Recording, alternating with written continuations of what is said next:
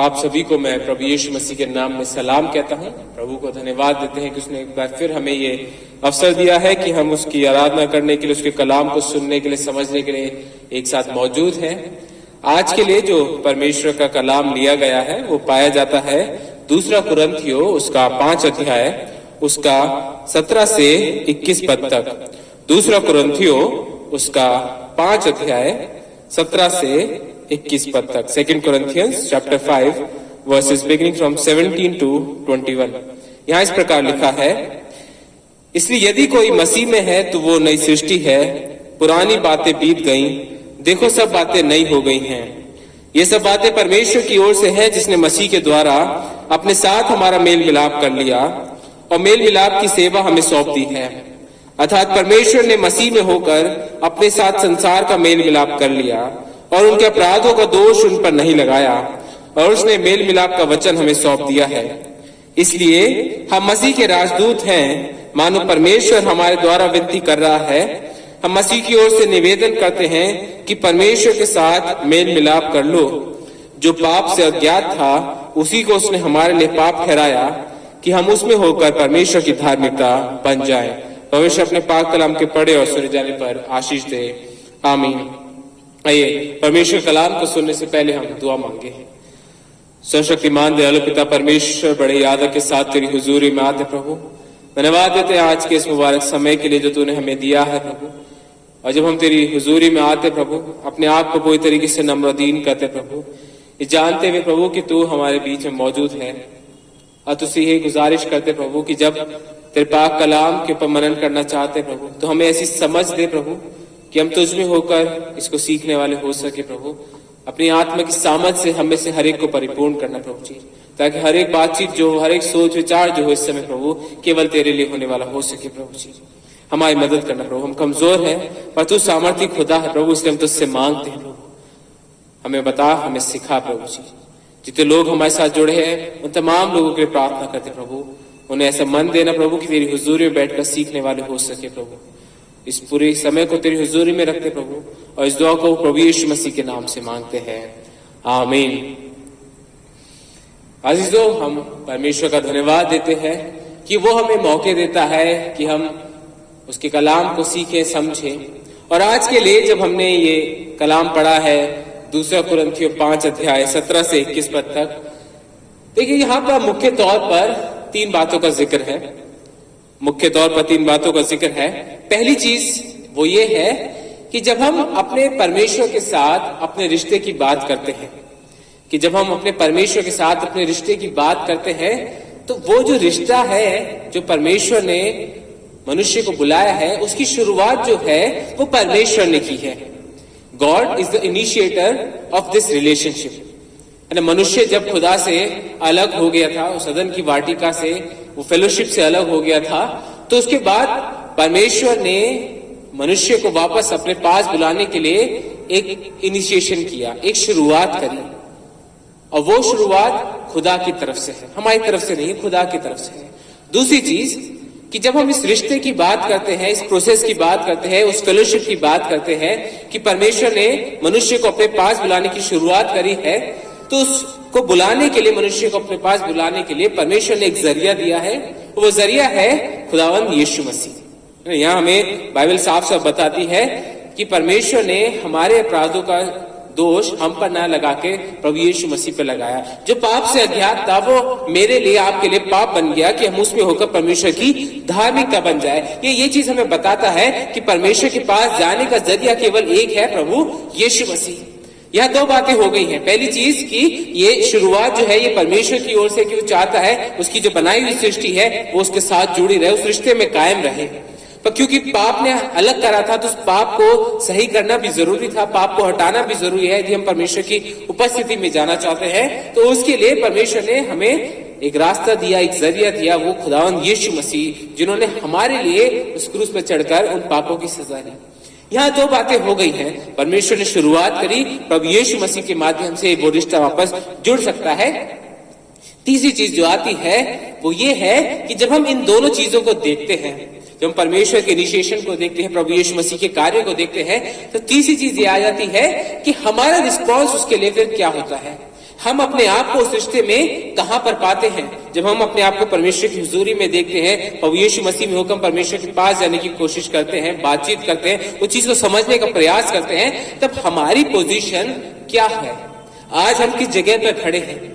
देखिए, मैं बहुत बार इस चीज को जिक्र करता हूं अपने लोगों के साथ भी जब हम बातचीत करते हैं कि देखिए, जब हम परमेश्वर से मनुष्य के रिश्ते की बात करते हैं और जो वो डिफरेंस है, और प्रभु यीशु मसीह हमारे एक मध्यस्थ के तौर पे है, उसने उस ब्रिज को बनाया है जिससे एक मनुष्य परमेश्वर के पास पहुंच सकता है। आज जब हम अपने आप को देखते हैं कि हम उस ब्रिज के जब एक दूसरे छोर पर हम अपने आप को देखते हैं, क्या जब आप अपने जीवन से सवाल पूछेंगे, कि आप अपने आप से सवाल पूछते हैं, तो क्या आज भी आप अपने आप को वहीं कोने पे खड़ा हुआ पाते हैं कि वो जो ब्रिज तो है, मेरे सामने ब्रिज है, पर उस ब्रिज में मैं आगे नहीं चला हूं। आज भी मैं उसी स्टार्टिंग पॉइंट पे खड़ा हूं कि मुझे दिख रहा है परमेश्वर ने बुलाया है, मुझे दिख रहा है प्रभु यीशु मसीह ने मेरे लिए वो रास्ता बनाया है, वो ब्रिज बनाया है जिसपे मैं चलकर परमेश्वर के पास जा सकता हूं, पर मैं आज भी उसी स्टार्टिंग पॉइंट पे खड़ा हूं।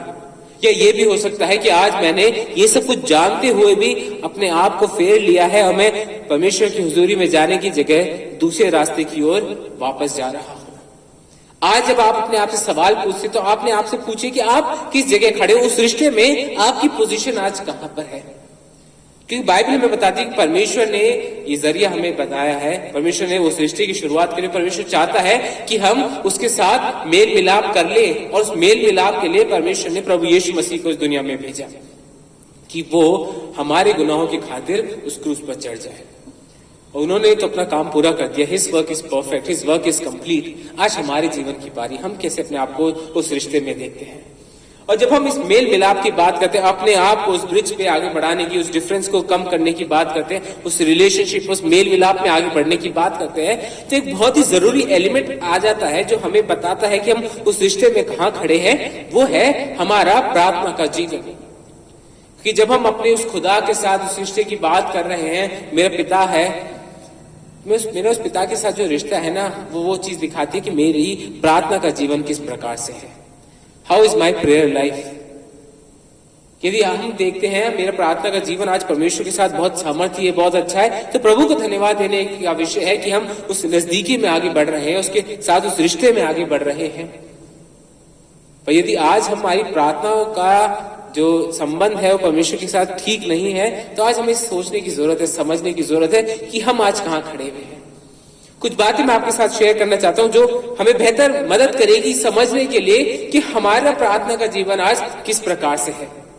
देखिए, बाइबल में हम सब ने पढ़ा है ना, हमको बहुत अच्छे से याद है, मत्ती 7 उसके 7 पद से हम जब आगे पढ़ते हैं, लिखा है, मांगो तो तुम्हें दिया जाएगा, ढूंढो तो तुम पाओगे, खटखटाओ तो तुम्हारे लिए खोला जाएगा, क्योंकि जो कोई मांगता है उसे मिलता है, जो ढूंढता है वह पाता है, और जो खटखटाता है उसके लिए खोला जाएगा। ये वर्स ऐसी है जो हम में से हर एक को, अगर मैं गलत ना हूं तो याद है, बहुत अच्छे से याद है, बचपन से हम सुनते आ रहे हैं, मांगो तो तुम्हें दिया जाएगा, ask and it shall be given unto you.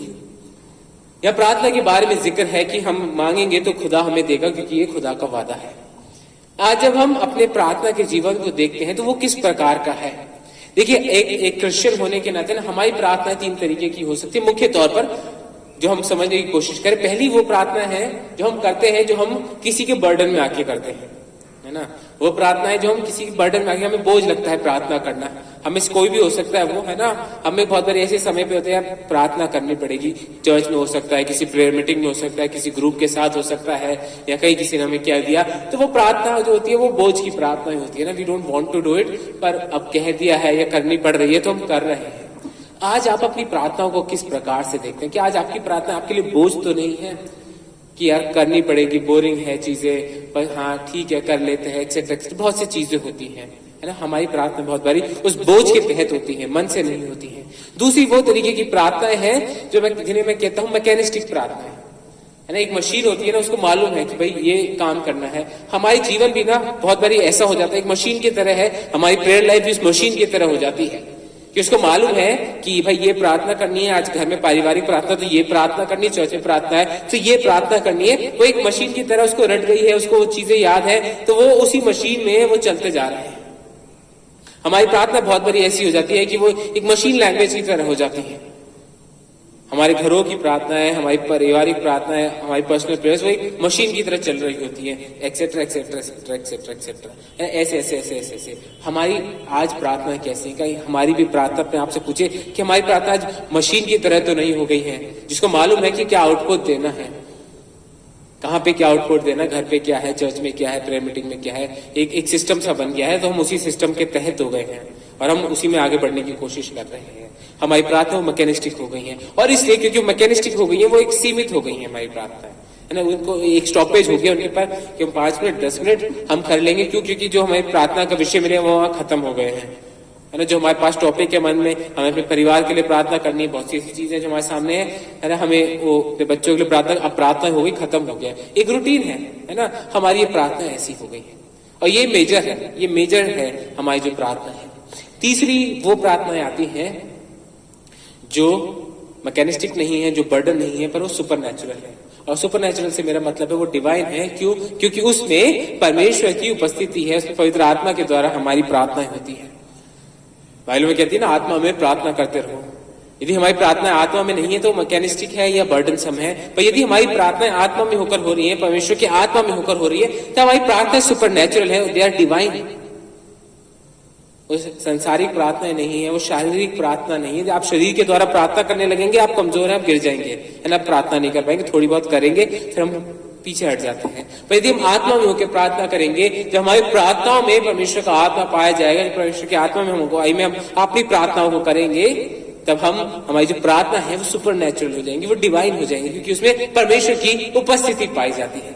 और जब हम उस आत्मिक प्रार्थनाओं में आगे बढ़ेंगे, हमारा जीवन एक अलग लेवल पे होगा, तब हम उस परमेश्वर के साथ उसकी हुजूरी में और अच्छे से आगे बढ़ सकेंगे। क्योंकि तब हम संसारिक तौर पे प्रार्थना नहीं करें, शरीर के अनुसार प्रार्थना नहीं करें, पर हम परमेश्वर की आत्मा में होकर प्रार्थना कर रहे हैं। और तब हमारी प्रार्थनाओं का जो पर्पस है, जो चीजें हैं, जो मायने हैं, जो प्रेयर टॉपिक्स हैं, प्रेयर कंसर्न्स हैं, वो बहुत सी चीजें जो हमारे जीवन की बदल जाएंगी, क्योंकि तब हम परमेश्वर की आत्मा की अगुवाई में अपनी प्रार्थनाओं को कर रहे हैं। एक और एग्जाम्पल से हम समझने की इसको कोशिश करेंगे। देखिए, हम में से सब लोगों ने क्रिकेट खेला है ना, कहीं ना कहीं देखा है बचपन से। इंडिया में स्पेशली ना हम क्रिकेट बहुत देखते हैं, खेलते आए हैं, हम सब लोगों को उसका ज्ञान है, तो उसका एक एग्जाम्पल दूंगा हमें।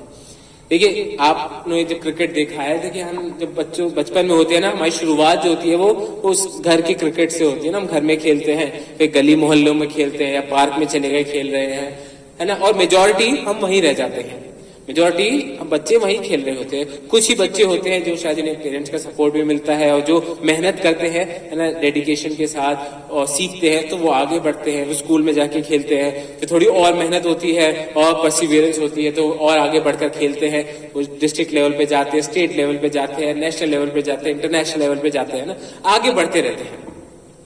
बहुत बारी हम जब अपने मसीह जीवन को देखते हैं, मैं ही समझता हूं कि जब हम, अगर आप अपने प्रेयर लाइफ को देखेंगे ना, बहुत बारी हमारी मसीहों की जो प्रेयर लाइफ है, क्रिश्चियंस की बात करूं, हमारी जो प्रेयर लाइफ है ना, हम उसी वो गली मोहल्ले वाले क्रिकेट की तरह रह जाते हैं, है ना। हमारा लेवल वहीं का रह जाता है, क्योंकि बहुत ही मैकेनिस्टिक है, अपनी मर्जी के हिसाब से चल रहा है ना। हमें उसमें ज्यादा मेहनत नहीं करनी है, ज्यादा परसिवियरेंस नहीं दिखाना है, पर जिसका मन करा कर ली, जिसका मन करा नहीं करी, है ना। जिसका मन हट गया उसे प्रार्थना करने से मना कर दिया, एक्सेट्रा एक्सेट्रा। मतलब वो जो बहुत ही छोटी छोटी बातें होती है, उनसे हमारी प्रार्थना को जीवन अफेक्ट होता रहता है, क्योंकि हमारी प्रार्थना है वहीं आज उस लोकल लेवल पे चल रही है, गली मोहल्ले के लेवल पे हमारी प्रार्थनाएं चल रही है। पर यदि आप अपने आप को देखते हैं, यदि आप भी आज अपने आप को उसी लेवल पे पाते हैं, तो आज अपने आप से सवाल करने का समय है कि इतने साल हो गए कि अब मैं आज भी उसी लेवल पे प्रार्थना कर रहा हूं, क्या मेरा जीवन आज भी वही पाया जा रहा है, या मैं परमेश्वर में आगे बढ़ना चाह रहा हूं, मैं उस प्रार्थना के जीवन में आगे बढ़ना चाह रहा हूं। देखिए, बहुत बारी आपने लोगों का नाम सुना होगा ना, प्रेयर वॉरियर्स, है ना, प्रार्थना के योद्धा, है ना। बहुत सी जगह बहुत बारी लोग इनको गलत तरीके से भी लेते हैं, पर आप एक बात सोचिए, जो प्रेयर वॉरियर्स होते हैं, है ना, ये प्रार्थना के योद्धा होते हैं, ये क्या कर रहे हैं और कैसे ये प्रार्थना के योद्धा बन गए, कैसे प्रेयर वॉरियर्स बन गए, कैसे उन लोगों के लिए बर्डन आ गए? क्या खुदा ने स्पेशली उनको चुना है? ये खुदा ने प्रार्थना करने के लिए हमें से हर एक को बुलाया है। बस ये है कि हम उस लोकल लेवल से आगे बढ़ना नहीं चाह रहे हैं, मुझसे आगे नहीं देख रहे हैं, हम बड़ा नहीं सोच रहे हैं, परमेश्वर के राज्य में आगे बढ़ने की बात नहीं कर रहे हैं। और इसलिए जब हम उस परमेश्वर के साथ रिश्ते की बात करते हैं, हम वहीं के वहीं रह जाते हैं, उस लोकल लेवल पे ही रह जाते हैं, हमारी प्रार्थनाएं वहीं की वहीं रह जाती है। आज अपने आप से सवाल पूछना कि आज भी आप लोकल लेवल पे वो प्रेयर लाइफ है आपकी प्रेयर लाइफ आगे बढ़ गई है। हम प्रभु यीशु मसीह में होते हुए वो आगे बढ़ते जा रहे हैं परमेश्वर के साथ उस रिश्ते में। अपने आप से पूछिए आज हमारी प्रार्थना आज कैसी है, मेरी प्रार्थना कैसी है, मेरी परिवार की प्रार्थना आज कैसी है, हम किस लेवल पे पाए जा रहे हैं। आज जरूरत है हमें समझने की कि जब हम उस खुदा के पास आ रहे हैं, उस खुदा से प्रार्थना कर रहे हैं, हमारी प्रार्थना आज किस प्रकार से चल रही है उस खुदा के साथ। देखिए एक बहुत ही बेसिक फॉर्म ऑफ डेफिनेशन कहते हैं ना, prayer is a form of a communication, है ना, एक वार्तालाप, एक कम्युनिकेशन है हमारा उस खुदा के साथ। पर जब हम कम्युनिकेशन की बात करते हैं, देखिए कम्युनिकेशन में सेंडर का और रिसीवर दोनों का बहुत इंपॉर्टेंट एलिमेंट हो जाता है ना, बहुत इंपॉर्टेंट रोल होता है ना। ऐसा नहीं होता कि एक जना बोलता रहे सामने वाले अगर उसे रिसीव नहीं कर रहा है तो वो कम्युनिकेशन नहीं होता, वो वन साइडेड कम्युनिकेशन हो जाता है। बहुत बार हमारी प्रार्थना भी ऐसी हो जाती है, वो वन साइडेड कम्युनिकेशन हो जाता है ना। हम बोलते हैं पर हम सुनते नहीं है ना, हम बोलते हैं पर हम सुनते नहीं, हम समझते नहीं है क्या हम कर रहे हैं, कैसे हम चल रहे हैं, खुदा हमसे क्या कहना चाह रहा है। और जब हम कम्युनिकेशन की बात करते हैं, कम्युनिकेशन बहुत से फॉर्म भी होते हैं कम्युनिकेशन के, वर्बल भी होता है, नॉन वर्बल भी होता है। हमारी जो प्रेयर लाइफ में होता है बहुत बार एक ही तरीके का वो कम्युनिकेशन वो होता है, वर्बल कम्युनिकेशन, वो भी वर्ड टू गॉड, है ना। हम बोलते रहते हैं और हमारा कम्युनिकेशन वही होता है, वो लिमिटेड है। आज हमें देखना है कि हमारी जब हम प्रेयर लाइफ की बात कर रहे हैं, अपने कम्युनिकेशन की बात कर रहे हैं उस खुदा के साथ, क्या मैं हर एक तरीके से उससे कम्युनिकेट करने की कोशिश कर रहा हूँ, उसके कलाम के द्वारा, उससे प्रार्थना के द्वारा, गानों के द्वारा। बहुत से तरीके हैं जो हम कम्युनिकेट करते हैं खुदा से। क्या आज मैं अपनी तरफ से भेज तो रहा हूँ, है ना, अपनी प्रार्थनाएं भेज रहा हूँ, क्या मैं आज उसे सुनने को भी तैयार हूँ? क्या खुदा जो मुझसे कहना चाह रहा है क्या मैं उसको समझने को तैयार हूँ? और यदि वो मुझसे कह रहा है क्या मैं उसको रिसीव करने के लिए तैयार हूँ? आज हमें अपने आप को देखना, अपने आप से सवाल पूछना है। 3 चीजें मैं मुख्य तौर पर आपसे बस कहना चाहता हूं कि जब हम इस प्रेयर लाइफ की बात कर रहे हैं ना, हम इस रिश्ते की बात कर रहे हैं, मेल मिलाप की बात कर रहे हैं कि खुदा के साथ हमारा रिश्ता जुड़ जाए, खुदा के साथ हम आगे बढ़ जाए। यदि आज आप उस ब्रिज के कॉर्नर में पाए जाते हैं अपने आप को, यदि आप सोचते हैं कि आपका जो रिश्ता है वो आपकी जो प्रेयर लाइफ है वो उसी लोकल लेवल पे आज है, तो अपने आप से सवाल करें, है ना। और यदि आप समझते हैं कि आप आगे बढ़ गए तो भी अपने आप से इन चीजों को पूछिए। सबसे पहली चीज जो पूछने की है, समझने की है, क्या मेरी प्रार्थनाओं का मकसद है? What is the purpose of my prayer? देखिए पहली चीज हमें समझने की है कि हमारी जो प्रार्थनाएं हैं उनका मकसद होना चाहिए कि मैं उस परमेश्वर के साथ उसकी नजदीकी में आगे बढ़ूं, that I draw near to God. कि हमारी जो प्रार्थना है, कोई सा भी विषय हो, किसी भी चीज के लिए हम प्रार्थना कर रहे हो, पर एट द एंड मेरा ये पर्पस है कि उस प्रार्थना के जीवन के द्वारा मेरा रिश्ता उस खुदा के साथ मजबूत हो सके, है ना। बाइबल में बताती है, अगर आप मेरे साथ निकालेंगे याकूब उसका 4 अध्याय उसका 8 पद, जेम्स चैप्टर 4 वर्सेस 8। यहां परमेश्वर का कलाम कहता है, परमेश्वर के निकट आओ तो वो भी तुम्हारे निकट आएगा। Draw near to God and he will draw near to you.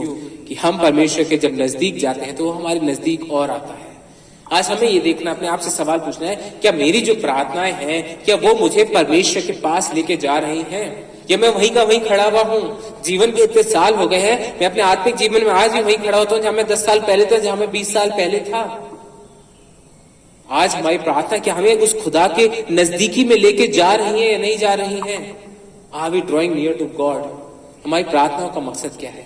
आप अपने परिवार के लिए प्रार्थना करें, अपने कलीसिया के लिए प्रार्थना करें, जिन भी लोगों के लिए प्रार्थना कर रहे हैं, क्या आज हमारी प्रार्थनाओं में उस खुदा के लिए, वो नजदीकी में हम आगे बढ़ना चाहते हैं या नहीं चाहते हैं?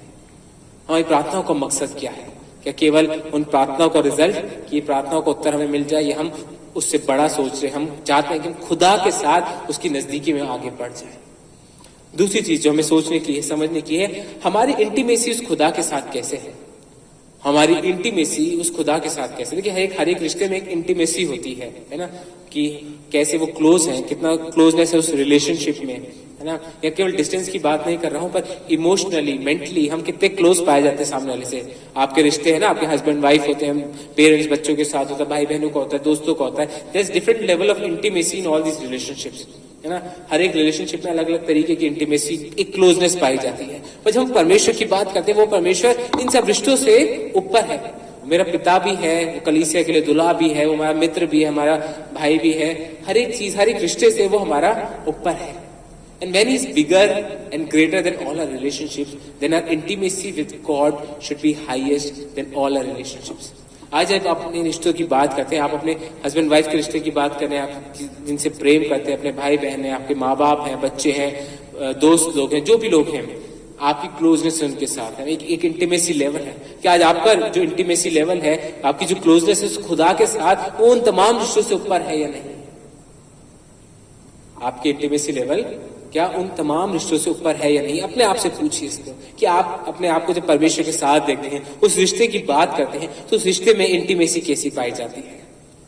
हम कहाँ पे खड़े होते हैं? मेरा खुदा के साथ जो रिश्ता है वो कितना क्लोज है? क्या मैं समझ पाता हूँ वो मुझसे जो कहना चाह रहा है? क्या वो जो अपने कलाम के द्वारा बताना चाह रहा है मैं सुन पाता हूँ? क्या वो जो अपने आत्मा की अगुवाई में मुझे सिखाना चाह रहा है मैं सीख पा रहा हूँ? क्यों मैं तभी सीख पाऊंगा जब मैं उसके क्लोज हूँ, जब मेरी इंटीमेसी उसके साथ और अच्छी होती जा रही है। I will be a better listener. आज हमें अपने आप से पूछना है कि हमारी इंटीमेसी उस खुदा के साथ कैसी है।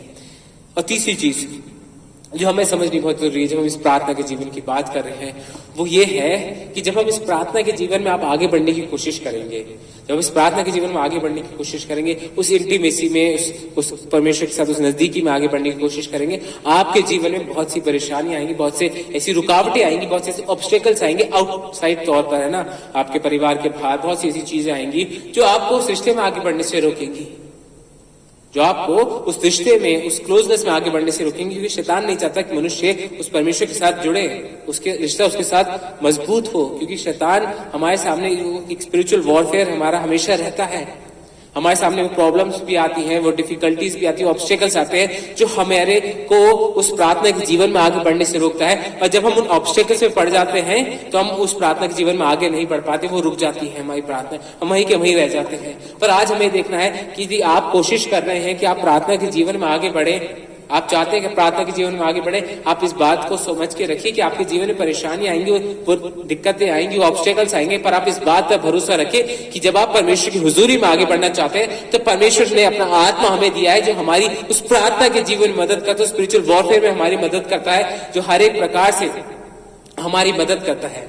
अगर आप पढ़ेंगे रोमियो उसका 8 अध्याय, रोमियो उसका 8 अध्याय में साथ निकाले उसका 26 पद, रोमन्स चैप्टर 8 वर्स 26, यहां लिखा है, इसी रीति से आत्मा भी हमारी दुर्बलता में सहायता करता है, क्योंकि हम नहीं जानते कि प्रार्थना किस रीति से करना चाहिए, परंतु आत्मा आप ही ऐसी आहें भर भर कर जो बयां से बाहर है हमारे लिए विनती करता है। यहाँ परमेश्वर कलाम हमें ये बता रहा है कि परमेश्वर का आत्मा आपके और मेरे साथ, उन लोगों के साथ जो परमेश्वर की हुजूरी में पाए जाते हैं, जिन्होंने प्रभु यीशु मसीह को अपनाया है, जिसके साथ आगे बढ़ना चाहते हैं, उनके लिए परमेश्वर ने हमें अपना एक सहायक दिया है, पवित्र आत्मा, जो हमारे लिए हमारी प्रार्थना में अगुवाई करता है। हर एक उस बर्डन से, हर एक उस ऑब्स्टेकल से वो हमें बचाता है और हमें हर एक उस बंधन को तोड़कर हमें आगे ले जाता है।